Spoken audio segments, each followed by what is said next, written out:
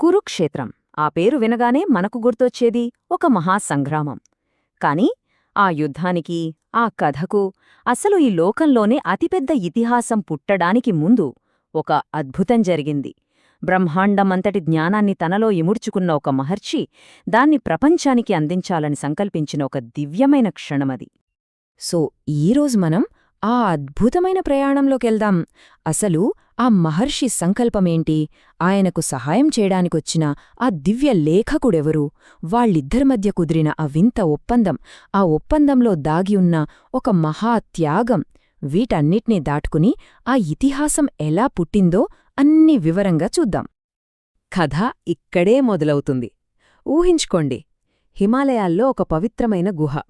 అక్కడ వేదవ్యాస మహర్షి ఏళ్ల తరబడి చేస్తున్న తపస్సు. ఆ తపస్సు చివరికి ఫలించింది. ఆయన కళ్ళు మూసుకున్నా ఆయన మనసులో మాత్రం ఒక మహాప్రవాహం.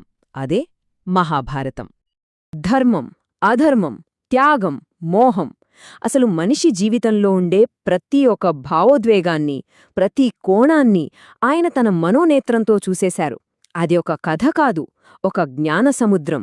ఆ జ్ఞానాన్ని తనలోనే ఉంచుకోవడం అసాధ్యం అనిపించిందాయనకి. ప్రపంచానికి దీన్ని అందించాలి, అది ఒక బాధ్యతగా మారింది. అయితే ఇక్కడే ఒక పెద్ద చిక్కు వచ్చిపడింది. ఆయన ఆలోచనలు మెరుపు వేగంతో వస్తున్నాయి. మరి ఆ వేగాన్ని అందుకుని ఒక్క అక్షరం కూడా పొల్లుపోకుండా రాయగల సమర్థులు ఈ భూమ్మీద ఎవరున్నారు? అప్పుడే వ్యాసులవారికి అర్థమైంది, ఈ పనికి ఒక మామూలు మనిషి సరిపోడు, ఒక దైవశక్తే కావాలని. మరి పరిష్కారం కోసం ఎవరిని అడగాలి? ఆయన సృష్టికర్త బ్రహ్మదేవుడినే ప్రార్థించారు. అప్పుడు బ్రహ్మదేవుడొక సలహా ఇచ్చారు, విఘ్నాల్ని తొలగించే విఘ్ననాయకుడిని అడగమని.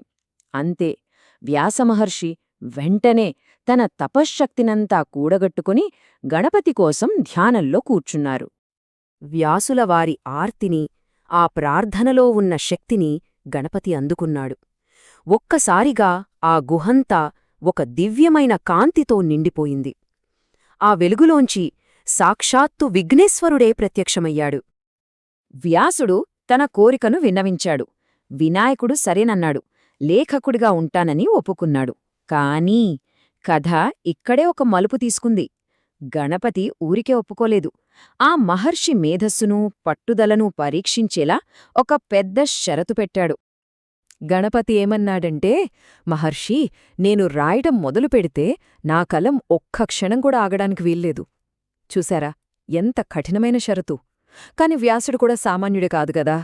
తన అపారమైన మేధస్సుతో దీనికొక అద్భుతమైన ప్రతి షరతు పెట్టాడు.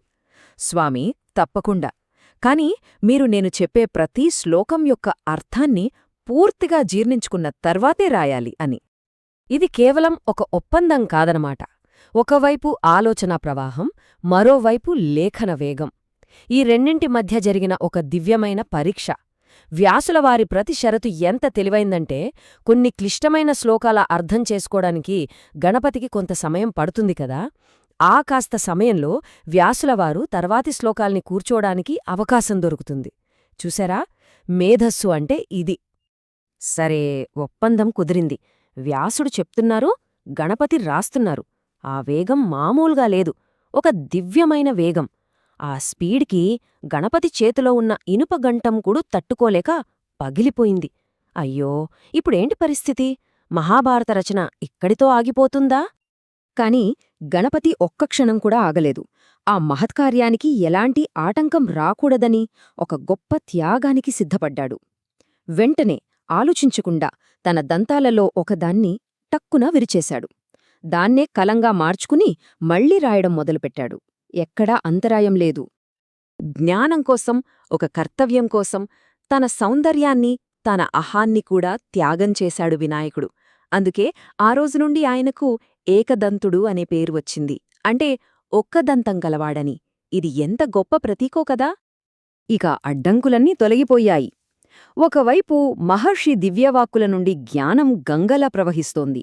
మరోవైపు గణపతి తన త్యాగమయమైన కలంతో దానికి అక్షరరూపమిస్తున్నాడు. అలా ఆ పవిత్ర గుహలో మహాభారతం పురుడు పోసుకోవడం మొదలైంది. అలా ఒక మహర్షి యొక్క అచంచలమైన సంకల్పం, ఒక దేవుడి యొక్క నిస్వార్థమైన త్యాగం ఈ రెండూ కలిసినప్పుడు ఈ ప్రపంచానికి ఒక అద్భుతమైన ఒక గహనమైన ఇతిహాసం మన మహాభారతం అందింది. ఈ ఒక్క సంఘటన నుంచే మనం ఎన్నో విషయాలు నేర్చుకోవచ్చు కదా. గొప్ప పనులు చెయ్యాలంటే గొప్ప త్యాగాలు తప్పవు. నిజమైన జ్ఞానమెప్పుడూ వినయంతో క్రమశిక్షణతోనే వస్తుంది. అన్నిటికన్నా ముఖ్యంగా మన సంకల్పం బలంగా ఉంటే ఎలాంటి అడ్డంకాన్నైనా మనం అవకాశంగా మార్చుకోవచ్చు. మహాభారత కథ ఇప్పుడే మొదలైంది. ఇది ఆరంభం మాత్రమే. మరి తరువాతి అధ్యాయాన్ని నిర్దేశించిన ఆ మహాత్యాగమేంటి? గంగాపుత్రుడైన దేవవ్రతుడు ఒక అసాధ్యమైన ప్రమాణం చేసి ఒక మహాసామ్రాజ్యం తలరాతనే ఎలా మార్చేశాడో మనం తరువాతి భాగంలో తెలుసుకుందాం.